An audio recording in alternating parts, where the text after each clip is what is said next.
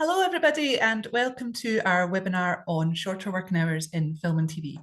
I'm Amy Shaw, co-manager of BECTU Vision, and I'm delighted to be hosting this session today alongside Emma Stewart from Timewise.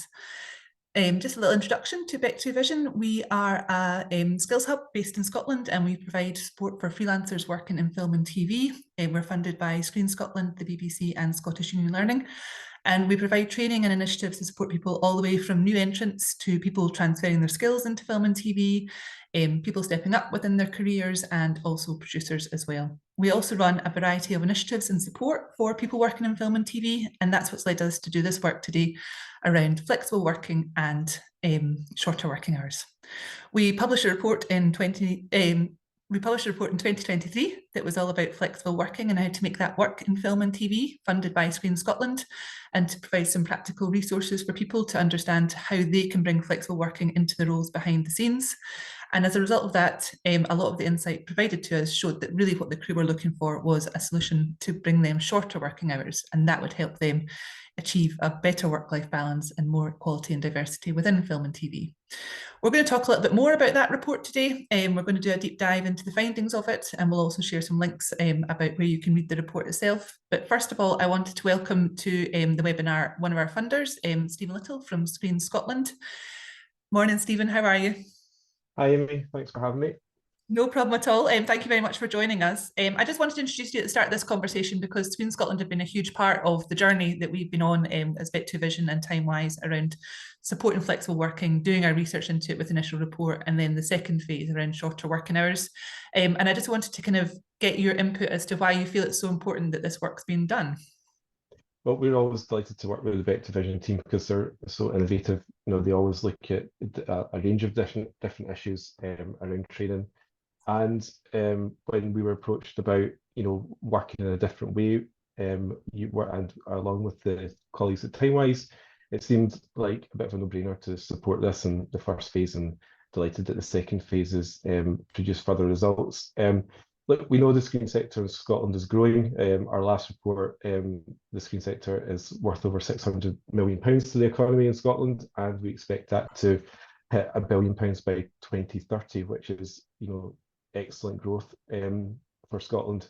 But we don't want growth at any cost. We want sustainable growth, and that means that we have to have much better retention rates, and we also want to figure out how to diversify the crew base. So to do that, we have to attract new entrants to the sector, and we have to figure out how to retain our senior crew and entice people back into work who have left. So I always use the example of when I worked in production, the number of women that would leave the industry and never come back because they would be starting a family, and it's just not a place to come back to when you've got a family because the working hours do not support that kind of work-life balance. But then you also see senior crew who just disappear because they may be approaching retirement age and they love their job, but they just aren't prepared to work those kind of hours anymore. And that kind of knowledge base is so important to retain, because if we're bringing new entrants, who are they going to learn from if we're losing these people at the other end? So shorter working hours, more flexible working hours, these are all things that we wanted to address. And it has added benefits, it encourages training as well. Other industries, what you always do, continued professional development throughout your career, but we don't have the ability to do that in the sector because people work such long hours and then they're expected to train at the weekend, which doesn't, seem like a good way to have a good work-life balance. And we want to keep standards high in Scotland. We've always had a great crew here, and if we want to stay ahead of the curve, then addressing the working hours is definitely one way of doing that. It's a great industry to work in. I've always loved working in this industry, but we're not the most creative when it comes to our working practices. We're very much a very blunt approach to it, and I think that it's so encouraging to see BECTU Vision and Timewise do this report, not only with the support of Screen Scotland, but actually, with the Film and TV charity and the BBC, and we're looking to address a whole range of issues and make Scotland the best place to work in the film and TV sector. And hopefully, what we're gaining from this research will spill out to the wider industry. Amazing. Thank you so much, Stephen, for joining us, and really delighted that you have got such strong support behind it, because it really helps us move the conversation forward in Scotland and make Scotland a lead on this issue, which I think is fantastic. And as you say, the initial report was funded around flexible working by Screen Scotland, but the report that we're talking about today was funded also by BBC and the Film and TV charity as well. So I'm going to bring in Emma Stewart now from Timewise. Hi Emma, how are you doing? Hi Amy, I'm good, thank you. Lovely to be here. Thank you so much for joining us. It's really great to have you here. Obviously, you and I have been in cohort for quite a number, well, 2 years now almost, talking about flexible working and talking about shorter working hours, and we've been doing so much work around it. So it's really great to be at this point where we can now share what's happening and what we've been working on, and really talk about it and get into some greater detail around it as well. So I'd really just like to hand over to you at the moment to kind of give us a little bit of a rundown of the research and how we went about it and what the findings were, really. And I'd encourage anyone that's watching on the webinar to please do use our Q&A function at the bottom today. If you've got any questions about what we're talking about, we're really happy, and we'd love to hear from people about their perceptions of shorter working hours, the questions that they have, any information that they'd like about it, to kind of, we'd love to answer any questions that you do have around the report. So do use that Q&A box at the bottom. We've got Jenna, our coordinator from BECTU Vision, behind the scenes today. So she'll be monitoring those questions as they come in, and they can be passed on to myself and Emma as well. Great, thanks Amy. By way of introduction, hello everybody, my name's Emma Stewart. I'm co-founder of Timewise. Timewise is a flexible working consultancy and a social enterprise. We've been around for almost 20 years, and we are driven by a social mission to enable inclusive workplaces and everybody to be able to maximise the opportunity to develop their careers, whilst also being able to balance work with caring responsibilities, health issues, and general life. The way we do that is we work with all kinds of businesses and industry bodies to look to make flexible working the norm. And so we were really thrilled to participate in this project. Amy and I have been chatting for a long time. I have a background in television. I actually set up Timewise because I quit after my kids, which I was gutted about. And so it's a real personal sort of passion of mine to try and see how we can look at bringing more flexible work into film and TV to stop the exodus of amazing talent, as Amy said. So I thought I'd talk for about sort of 15 minutes, really just talk you through what we did, how we did it, what we learnt, and what our recommendations are in the report and the sort of implications we think from the findings. As Amy said, our aim really, just for context, was to try and create a blueprint for a shorter working day in scripted drama. The earlier research we did told us that actually when we're talking flexible working, and that can mean all kinds of things, it can mean having autonomy and control over when you work, where you work, how much you work. Actually, the how much you work was the critical thing in television and in film. We know days are excessive and long. I don't have to tell all of you the impact that that has on health, well-being, family life, etc. So it was really clear that that was the element that's unsustainable. It's also really clear that there's been some incredible research done and a lot of lobbying prior to this piece of work as to why it matters that we tackle this. I think the key thing for us was, and this is something why we're really keen as Timewise to collaborate with BECTU Vision, is to try and build a bit of a roadmap for how you could make this work. So in terms of practically how we could adjust the way that we design the way that work is done on film sets and television sets. So we wanted to check specifically how viable it would be to do a shorter working day, and critically what implication that would have on cost and budget, because we know anecdotally from all the conversations we had prior to doing this piece of work that that's the key thing that everyone's talking about, a kind of key barrier, but we wanted to plug the knowledge gap. So what we did was I'll take you through a sort of four-step process of how we approach this work. We worked over about 9 months on this particular piece of the project. And I should also say this work was done last summer, so it was pre-SAG strike. So we were talking to people in a normal, if you like, world. Obviously, we're all relieved that that's over and that work seems to be really picking up in Scotland. but that's the context within which we did the work. So the first thing we did to, again, exam question, how viable is a shorter working day, was we went out and we talked to a whole range of industry representatives. So we spoke to industry bodies, we spoke to broadcasters and commissioners, we spoke to various production companies and crew, and we wanted to kind of find out, could this be feasible and has it been done? The research took us out to Australia, not literally, that would have been lovely, but it took us to look at Australia and talk to people in Australia and people in Sweden. And all of this is in the report, but the headline from having lots of conversations was, anecdotally, in the UK, people think it's feasible. In practice, it is being done in Sweden. There are lots of legislative frameworks that sit around that enable better work-life balance generally in the Netherlands and Nordic countries we know. But back in the UK, there's been nothing really documented about this. So I guess our hunch was right, which was there hasn't been any proper analysis on could you make a shorter working day work.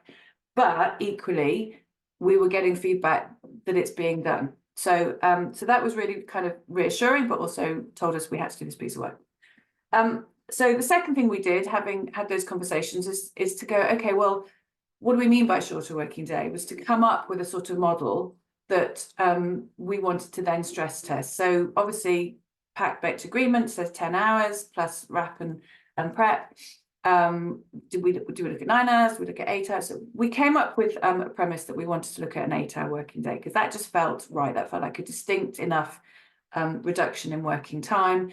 And again, if you think about prep and wrap, you know, you probably are still working a 10-12-hour day anyway sometimes. So we went out with a hypothesis, could we do this on an 8-hour working day? Step one, we wanted to just test with crew, with yourselves, if that was what people wanted, and critically also what compromises people might be prepared to make on pay in order to get that. So we put out a survey. BECTU put out a survey. We were overwhelmed with responses. We had about 800, I think 812 of you reply. Thank you very much. We had a tsunami of comments. It's really clear. People are fed up. People need to work less. People want it. The stats were that 98% of you said, well, obviously, it's a no-brainer. We'd like to work less than the hours we're working at the moment. But critically, 71% of people who we surveyed said that they would still be interested if they were looking to pro-rata their day rates as well, their weekly pay. So working on the assumption that if you work 8 hours, not 10, you're working 20% less, your pay would be a 20% pro-rata reduction. And we just thought that was really interesting, because one of the things we've been trying to, or we have throughout this project, tried to debunk, is an assumption from production companies, commissioners, that we can't really go there because actually crew always tell us that they won't compromise on pay. Now, we don't want people to have to compromise on pay, but if the real substantive barrier here is around budget, then if there is a window to look at that, that is really important in terms of having those conversations with the powers that be that are going to hopefully try and make this happen. So, so that was the second piece of work. Then the third thing that we did was the most substantive piece of this project, was we wanted to test that kind of model and that hypothesis by going out to 2 live productions in Scotland, which we did last summer, both Band 2 level scripted drama productions, 6 series, and we weren't asking them to do this on a shorter working hour basis, but what we wanted to do was to get on the ground with the crew while they're in the zone filming and really try and do 2 things. One was to understand from everybody involved in those productions, if you were doing this but on an 8-hour day, how would that be different? And you know, today you're filming on location. Today you have to travel from A to B. You know, what are the things that would be viable? What would be possible to change, and how would you feel about it? Because you're filming now. So we spent time on set, and we talked to lots of people on both those productions. And the other thing that we did at the end of the shoots was we worked with the first assistant directors and the line producers to effectively rerun a budget and schedule based on, okay, you filmed this, you built your budget and your schedule, your budget based on the hours that you were commissioned to do on 10 hours. How would this work if we did it on an 8-hour day? And just to really do a comparative budget and schedule to see how much longer and how much more. So that we spent about 3 to 4 months doing that. What did we find? I'll break it down into 2 parts. So firstly, what do the conversations tell us from everybody on the ground about how viable? And then secondly, what did the numbers tell us? In terms of the conversations, I'm not going to go through all of it, but we're really keen to answer any questions, obviously, on this call. It's all in the report, which we've put a link in the chat. Essentially, there were 3 kind of clear takeouts. The first was that there is a general consensus amongst everybody working in scripted drama that timelines are squeezed, and we really want to be more planful in how we go into both prep and then production. And in particular, there's a real issue around late scripts, not necessarily late first drafts, but edits, amends, pink pages, all of the things that mean that at the last minute, everybody is having to adapt and adjust at the last minute. And that has a knock-on effect in terms of general efficiency. And within that working environment, which has obviously been exacerbated over the years, you know, technology, the ability to send emails late at night, etc., has just meant that this has built up into a really significant problem.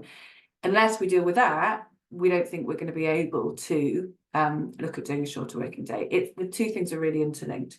It has an impact on execs. They're having to do script edits late at night. It has an impact on crew. Obviously, you know, directors, if we don't get final script edits until the Friday night for a Monday filming day, that has a knock-on on everybody. And it has a knock-on effect on cost as well, because, you know, you'd be booking a crowd, you'd be cancelling a crowd, you'd be booking a location, you'd be cancelling a location, booking flights, cancelling flights. So that was a really big issue. There was also, I guess, a shared understanding that let's not all just blame the writers. Everybody has a responsibility in this, and there are some things that we can think about doing earlier up the planning process, whether it might be bringing ADs out onto location in the very first sort of scouting sessions to see, okay, what could we do around this to try and make this more effective and efficient. In the Swedish model that we looked at, they lock their scripts in 4 weeks ahead of filming blocks. They also really think ahead, so they're not just thinking about the first couple of episodes, they're thinking right through the whole sort of series script sequence. There are some lessons from that we think need to be considered in the UK, and one of our recommendations is to lock in 2 weeks in advance of filming as a minimum. So that was the first thing that we learned. The second, actually being on set, there are lots of myths and assumptions amongst crew in particular. And bearing in mind, we had conversations with everybody involved in these productions, from the writers to the cast to the crew to the production execs and the commissioners. But actually being on set, what we heard is when we asked the question, could you do this on a shorter working day? The initial response was, well, we could in art department, we could in makeup, but riggers can't do that. No way, no way, no. We don't talk to riggers. Riggers say, yeah, we can do that. That's okay. Yeah, we want to do that, actually. We really want to do that. There's a real sense, and again, it's a classic, you know, we're all working in teams and in silos and in our own departments, that we can't do it because somebody else can't do it. But actually, what was really interesting in our process was going around talking to every single team. Most people said, no, we can't see any significant operational barriers as to why we couldn't do this. And that just in itself was really telling. It's like, if we build this in, we could do this. We would take a bit longer, but there's nothing substantive that tells us that this is not possible beyond a cost consideration.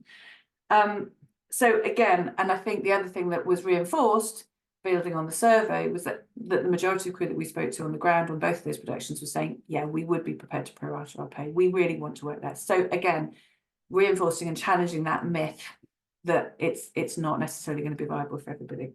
And then the third piece that we learned was, I guess, there's a theme around kind of embedded behaviours. And again, this won't be new to any of you, but, you know, a culture around presenteeism that ironically has been made to an extent. There's a sort of anecdotal feedback worse by the BECTU agreement. It's like, you know, we pay for you, you stay until you need to stay until the job's absolutely done. No one is really sort of putting their heads above the parapet. We completely understand. We all know, you know, in freelance contracting world, it's precarious. It's been particularly precarious over the last kind of 6-9 months. And also production companies really want to need the work from commissioners. So starting this conversation about changing the culture, changing the way we do this, challenging the norm, has got to be a shared conversation. It can't just come from crew, it's got to come from the top as well. And that's one of the things that we've been really pushing for as part of this work and our recommendations in the report. So that's kind of what we heard. What the numbers told us was really interesting, and this was a surprise from the whole piece of work. You would assume that if you reduce the working day from 10 to 8 hours, and bear with, because this is maths and we've all scratched our heads over countless days on this, but you would assume that's a 20% reduction, that you would just have 20% more on time and cost on that basis. Sorry, I'm just going to change my, oh, there you go, that's better. Not strictly true. We calculated, remember this is running this with the assistant directors and the line producers on those productions, so they built the original budgets and schedules. We calculated that it would only cost an additional 4% on overall budget if you reshot both of those productions on an 8-hour working day as opposed to a 10-hour working day. Now, just to break that down a little bit, both of the productions were, so one was about sort of 80 days filming originally, and the other was 90. An increase in days varied between them, about between 12 and 19 days on top of the original shoot schedule, which is on average about 15% additional time, but only around 4% cost. One of the considerations is both a band 2. If you get into top level of band 2, obviously, and you're looking at increasing, then you're going to bump into band 3 pay grades. That's going to really bump you up to around 9% increase in cost. So this could work, but it's got to work for a sort of cost-wise for a mid-level band 2 production, so you're not tipping up into the next band. Why? Why only 4%? So we did a lot of digging, and we had a lot of conversations with the team that were running the numbers. A number of things have come through. The first is we didn't do 8-hour days when they were on location because we wanted to respond to what crew were looking for here. And they don't want to work a shorter working day when they're away from home. They want to just get the job done, and they want to maximise as much as they can so that they can get back home and not be away for too long. So around about a quarter of both schedules were location away from home filming. So we kept those at 10 hours. So that had an impact. The second, probably most substantive thing is we did pro rata crews pay to rerun the budgets. So we were effectively looking at a 20% reduction per day on what you would pay crew. Obviously, we had sort of about 15% additional days, but nevertheless, that 20% is significant. There's a bit of saving around double banking in terms of crews filming at the same time. But again, they'd done that the first time round, so it wasn't substantive. When we remodeled, there were some efficiencies built in to consider if scripts were delivered earlier. But again, we had really clear feedback from the line producers. They didn't want to make too many assumptions, so that wasn't, again, substantive.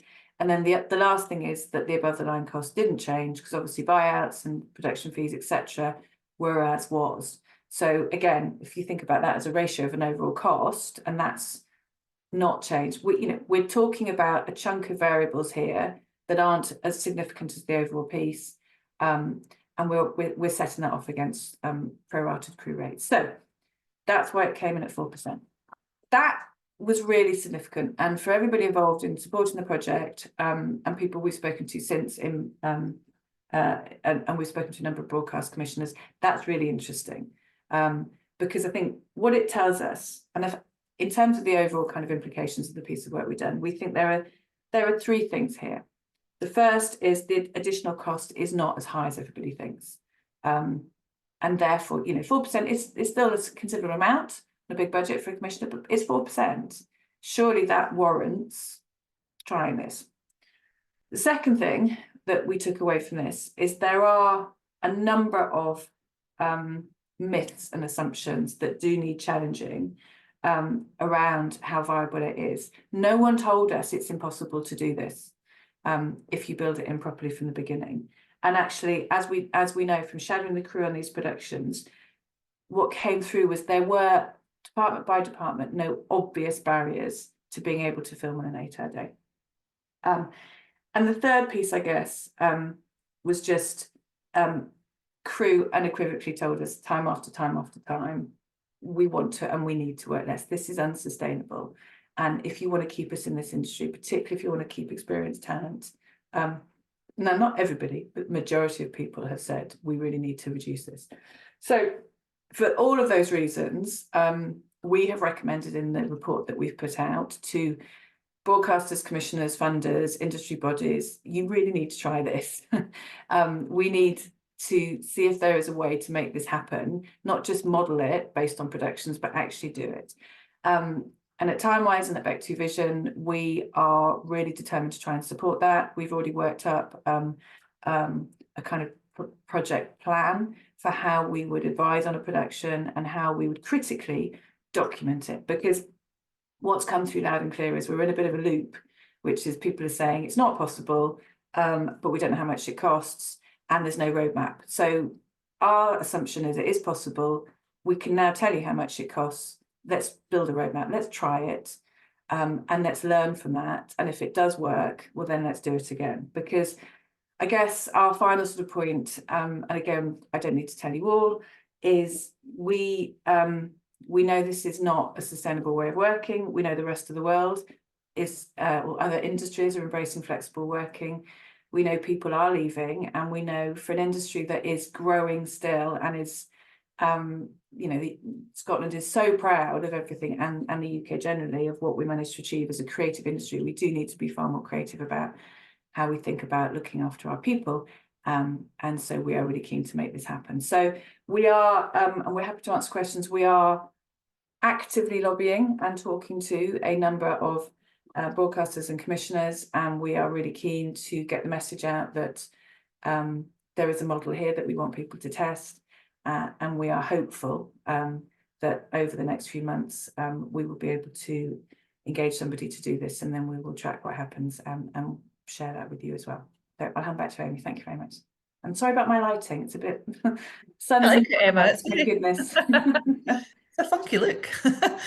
Thank you so much, Emma, for running us through that. It's really great just to kind of get a rundown of what we did and how we did it, and highlighting how kind of ingrained we were in those productions and how much access we had. And I must say thank you very much to those productions for giving us such brilliant access, because they really were so on board with opening their doors to us to allow us to come and speak to the crew and do all that retrospective work as well, which just has given us this incredible opportunity to get some really deep insight to that. So we're really, really very grateful. And I think, as you were saying, Emma, the findings were kind of, we hoped that we would have positive findings that would allow us to kind of continue to move the conversation forward. But what we found really was so encouraging and has really fueled us to think this is possible, and the findings are there that we can really hopefully take this to the next stage. So we are going to take some questions from anybody that has any. I can see a few that have come through already, so we'll take those just now. But if anybody has any additional ones, please don't hesitate to pop them in the little Q&A box at the bottom. So the first one, Emma, is were there any departments that weren't interested from the survey that we did in shorter working hours? No. Short answer. No, I think, I think it's interesting. I mean, as I said earlier, a lot of departments kind of assumed other departments would find it difficult. I mean, everybody has, there's complexity with every department in terms of how planful and how efficient they're able to be. But when quizzed, there were no obvious reasons why not. It's interesting because one of the things that we'd looked at in our earlier research around sort of broader elements of flexibility was whether you can, and it is a really viable in some departments, is thinking about job shares or thinking about sort of, being able to find different ways of cutting and splicing work. I think one of the challenges we all recognise in the industry is that if you are particularly at a kind of senior level in a creative role, like you're a DOP, that is quite challenging if you've got two different people. You can do it in lots of roles, but so therefore, just the idea of shortening this working day is something that feels to crew like the best possible way for them to be able to give as much as they can creatively, feel energized, and be able to deliver good work. And so no, I mean, what's fair to say is younger people coming into the industry, probably, we recognize the pay issue is going to be more of a consideration. the more experienced crew that are earning at a higher level. But even when we talk to young people as well, and you know, our survey was cut by age, they get a shock. You know, you've been through your training, you started on productions, and just the level of hours to sustain when they look at their peers who aren't working in this industry is, even for them, really difficult. So at every level, at every age, there is a kind of really clear consensus that things have got to change. There was no one department. I mean, you were on the set, Amy, so you can probably say more to this, but the feedback was no, everybody wants it. Yeah, I think that was one of the interesting things, and that was what we tried to get good coverage of in the survey and on the ground as well, was we wanted to evaluate if it was feasible to do this, because obviously if there's only demand in certain departments and not in others, then it wouldn't work. We need a full department of crew on board for shorter working hours in order to do the production. So we were kind of keen to talk to all departments across the board, and that really did come across, and we made sure that we evaluated that in the survey as well to check. And it was interesting as well, because I think sometimes there's a perception that perhaps it might be makeup or costume that are particularly keen to have shorter working hours, but the electricians wouldn't be interested in that, or grips or riggers. They wouldn't necessarily want to work shorter working hours. They want to maximise their earnings as much as possible. But we didn't find that. We found that obviously there's people that are at a stage in their life where they do want to maximise earnings, and it wasn't necessarily something that they would be interested in doing right now. But when we talked to them a little bit more about it, when we're talking about future planning, they were like, yeah, actually, you know, I've seen people that are working towards retirement, like Emma was saying earlier on, and it's kind of, they're desperate to, they don't necessarily want to work in all the hours, but they don't want to be just one day you're in on a production and then all of a sudden somebody goes, where is that person that used to work in the industry? And they've just left because there's no kind of opportunity to work a different way of working. And I think that's very much what we're talking about in this research as well, is we're trying to move the conversation forward and we're trying to create choice. That's what we want. If you want to maximize your earnings and you want to work in the big production jobs, there will be the opportunity to do that. But if you're looking for another option, if you're looking for something that allows you to stay in the industry but work slightly less hours, then that's a choice that we can offer. Whereas at the moment, it doesn't really feel like we have a lot of choice in the industry that we work in for our practitioners. You're kind of either in or you're out. And so we're really pushing towards creating that opportunity for choice for people. But yeah, it was very interesting to hear.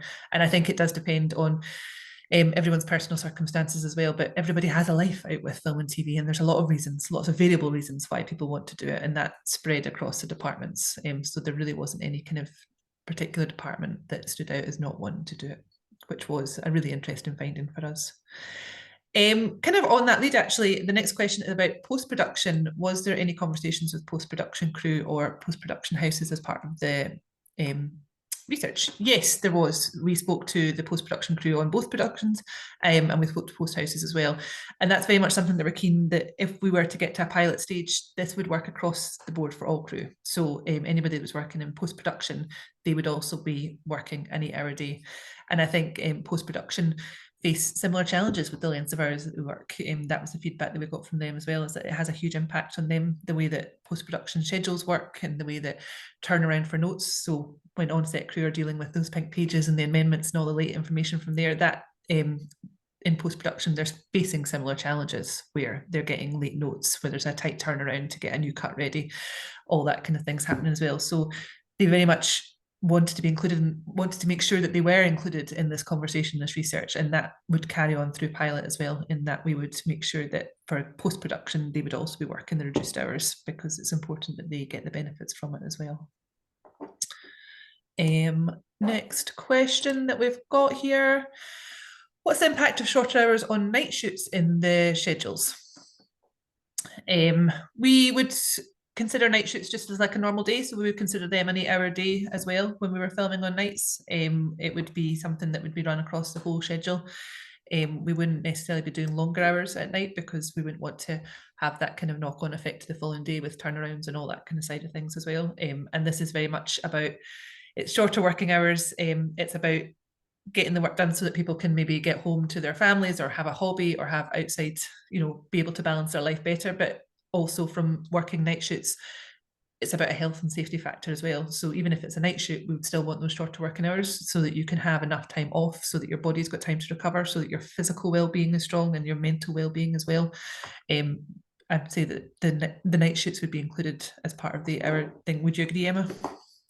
Yeah, definitely. And there's, again, if you read the report, there's some interesting kind of models, again, that we looked at from Sweden, which has some other ways of thinking about this in a more advanced level around sort of aggregating hours over a certain period of time, so that, which obviously does also include night shoots, but so you have a fixed block where you look at a certain number of hours that are maxed, and then you have a bit of flexibility within that, but it enables you to make sure that on an average over a period of time, you are working to that average 8-hour day. So there's a bit, there are some ways that people flex the model, but I think night shoots shouldn't be any different to day shoots. And we are hearing more and more, as I'm sure all of you know, issues around health and safety coming through, just because people, and particularly often if we have crew shortages, younger people coming through and being moved up very quickly, being put into positions where shoots are coordinated and there is risk, just not for anybody's fault, but just because people aren't experienced enough to be able to manage it, and they are really tired,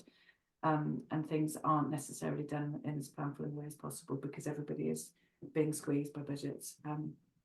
But yeah.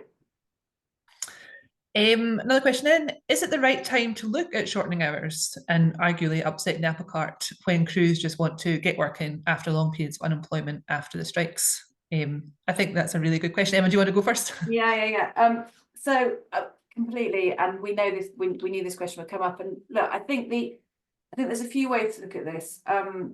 Obviously, this is a really difficult time, and there hasn't been a lot of work, and this happened while we were doing this project, and we completely recognise that people want and need to work, and there's been a dearth of work, and it's kind of feast or famine, and that's been really exacerbated.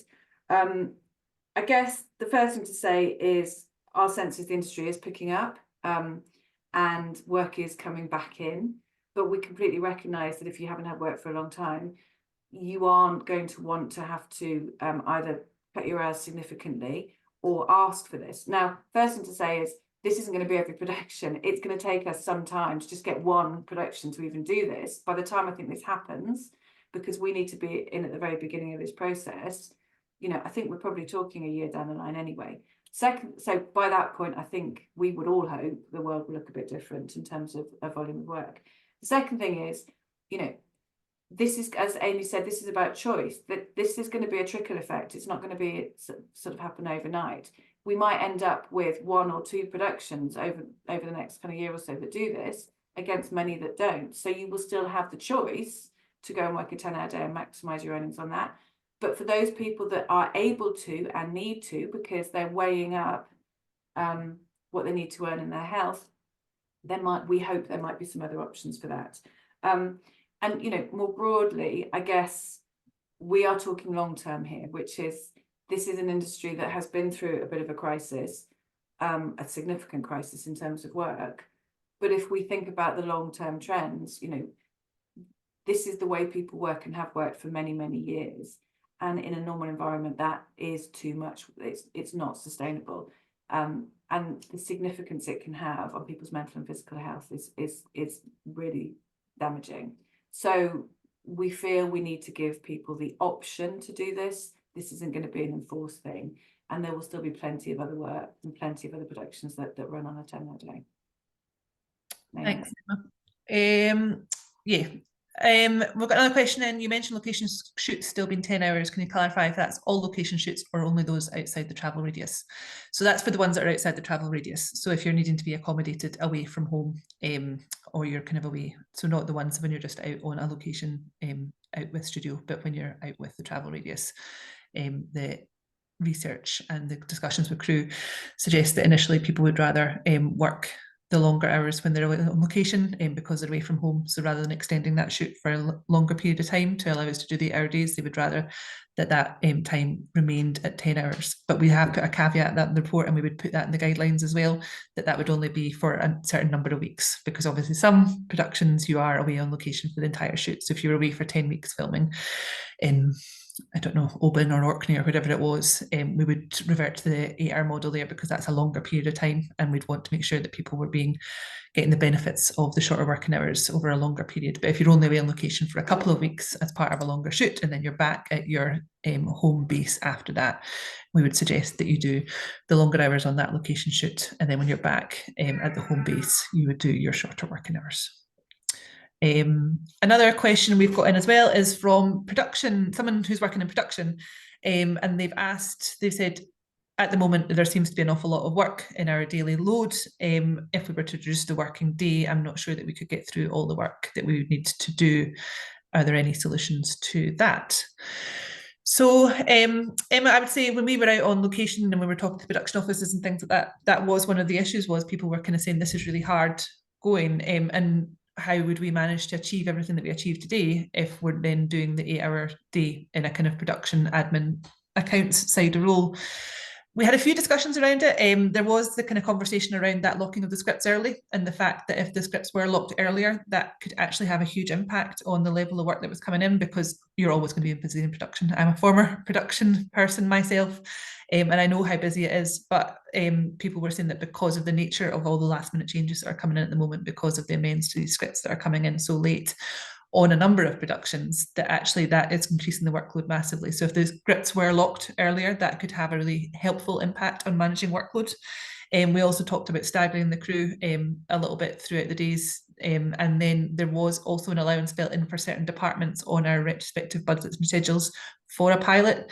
And that was included, actually props and production were two of the departments that were highlighted that may need additional bolster support of maybe an additional person coming in on the pilot.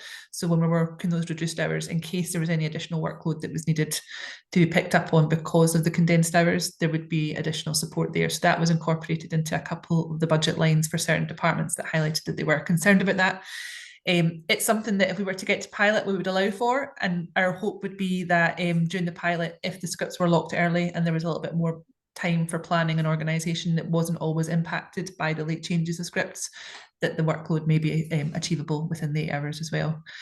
There was also a little bit of commentary from some that when you've got the length of day that you've got at the moment and you're starting so early and finishing so late, it can be that you're just exhausted, you're tired, and you're not working at your optimum level all the time. If you were working reduced hours, actually your productivity could increase. And I know, Emma, you can probably talk to productivity because you see an awful lot of that in what you do. Yeah. No, I mean, just to add to that, in terms of other industries we've looked at, we did a really interesting pilot in the construction industry a couple of years ago at Timewise, and we worked with a number of construction crew on the ground, frontline, who were building tunnels and building buildings. And they have a very similar issue, which is they work really excessive hours. They often have to be on site for like sort of 7 a.m. to be able to take the briefing for the day. And then they work a long day. And we trialed what we called it was kind of an output-based model, where effectively they were task-based as opposed to hours-based. And when they managed to deliver all their tasks, they were able to go home, and they weren't judged or compromised, or there weren't any implications in terms of actually pay on them being able to go home early.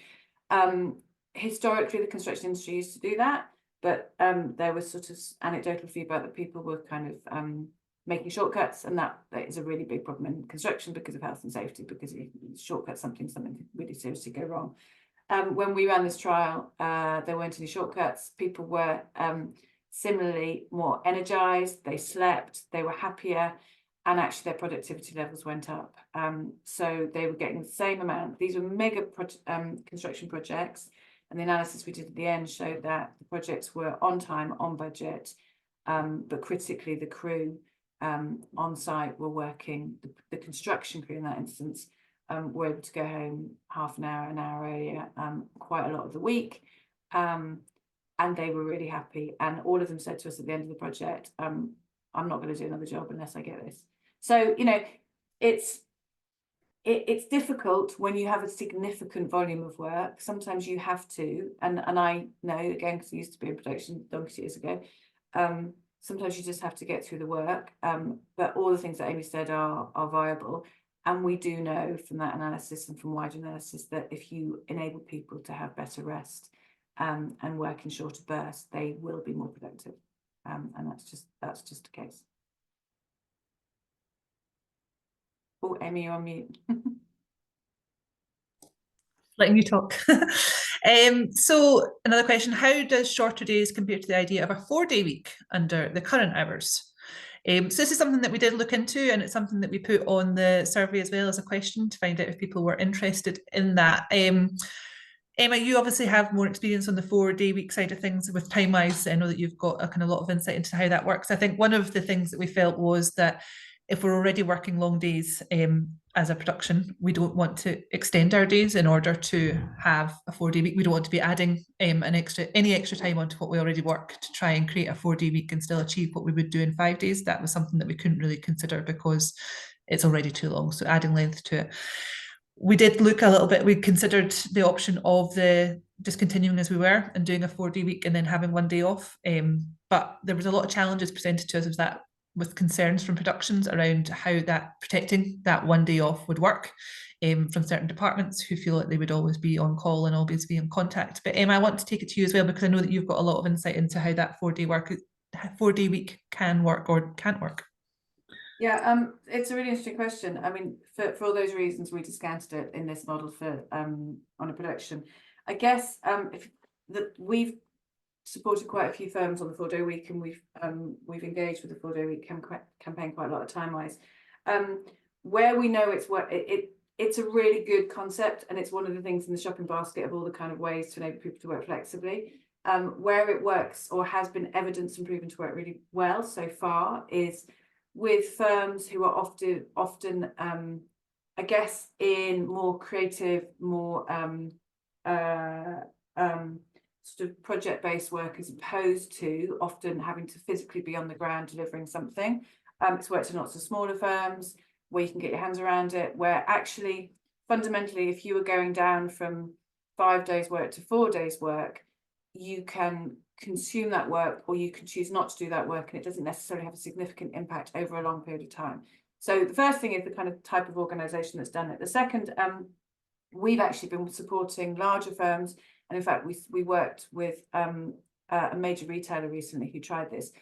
Where it can work in kind of frontline larger firms, again, is where you often have a rotated or shift-based environment. So and it's the same in the NHS. So if you think about 4 days, you're working a 7-day week in an environment like retail or the NHS.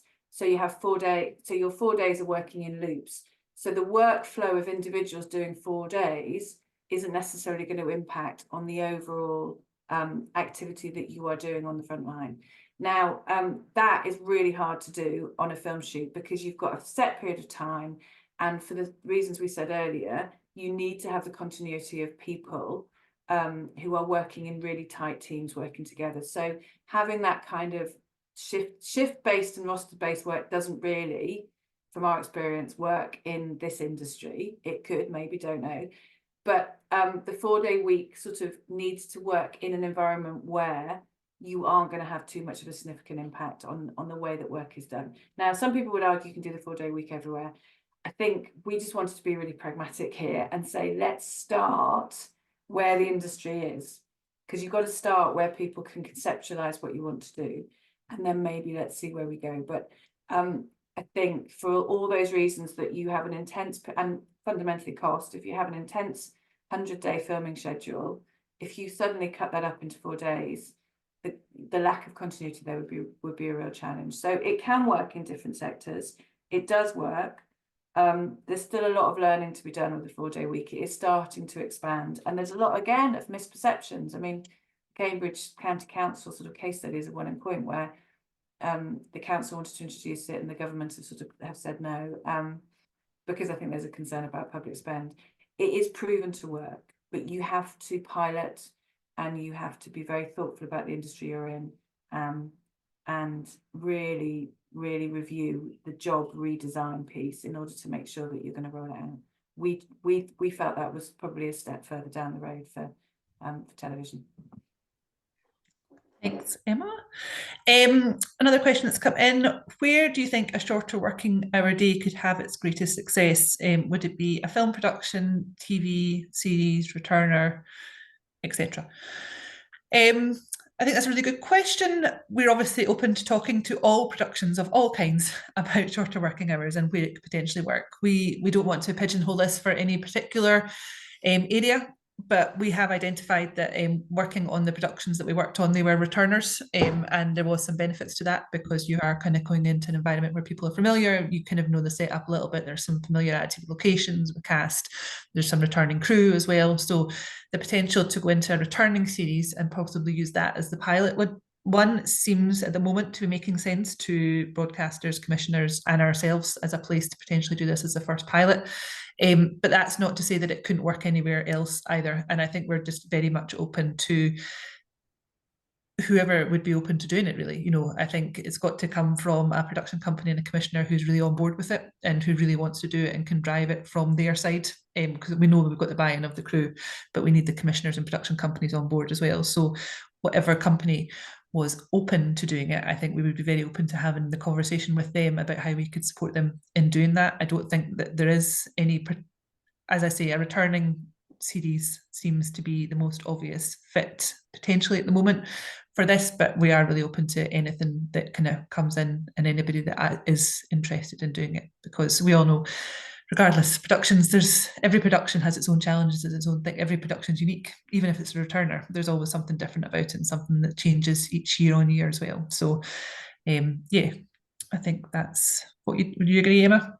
Yeah, definitely. The continuity there of a returner and of having crew that you know, and the one thing I would add is one of the things that we're really mindful of, and again, at Timewise, this has been the case, a learning point from other sectors, is wherever you go into trialing something like this, the communication that comes that you need to get people ready is really, really critical. So being able to, so if you have a returner, being able to talk to a crew maybe who were on the previous series, but making sure that you are really, really clearly communicating what you're doing, why we're doing it, how we're doing it, that there's going to be no judgment, making sure that everybody understands the parameters is really critical, because we don't just rock up and start doing it. Because the reason these things often don't happen, and the reason people don't change ways of working across any sort of industry, is, as I said before, largely down to sort of myths, assumptions, perceptions.